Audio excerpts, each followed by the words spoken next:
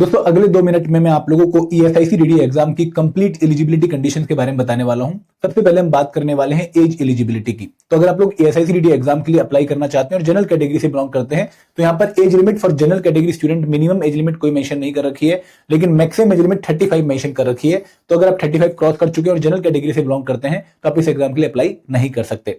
तो अगर हम बाकी कैटेगरीज की बात करें तो यहाँ पर ओबीसी कैटेगरी के लिए 3 साल की रिलैक्सेशन है, शेड्यूल ट्राइब कैटेगरी के लिए 5 साल की रिलैक्सेशन है, तो आप 40 की एज तक अप्लाई कर सकते हैं। अगर आप पर्सन बेंचमार्क डिसेबिलिटी कैटेगरी से बिलोंग करते हैं तो आपको 10 साल की रिलैक्सेशन है, आप 45 की एज तक अप्लाई कर सकते हैं। Ex serviceman, commission officer, ESIC employ या central government employ, PSU employ, autonomous organisation के एम्प्लॉय 5 साल की एक रिलैक्सेशन एंजॉय कर सकते हैं और आप लोग 40 साल की एज तक इस एग्जाम के लिए अप्लाई कर सकते हैं। तो अब बात करते हैं एजुकेशनल एलिजिबिलिटी की, एजुकेशनल क्वालिफिकेशन रिक्वायर्ड की। तो सबसे पहले अगर मैं इसेंशियल क्वालिफिकेशन की बात करूं, इसेंशियल का मतलब मस्ट हैव क्वालिफिकेशन। ये क्वालिफिकेशन आपके पास पक्का होनी चाहिए अगर आप इस एग्जाम के लिए अप्लाई करने के बारे में सोच रहे हो।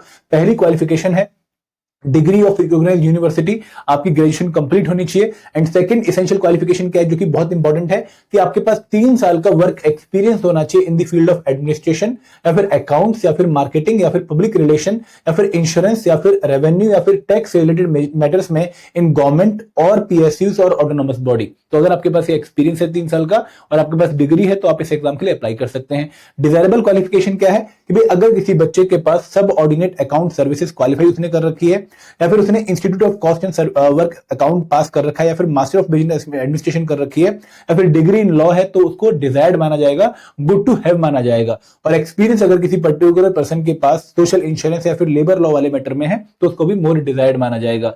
तो ये है eligibility condition for ESIC-DD exam. I hope आपको क्लैरिटी मिल गई होगी। Thank you very much. जय हिंद, जय भारत।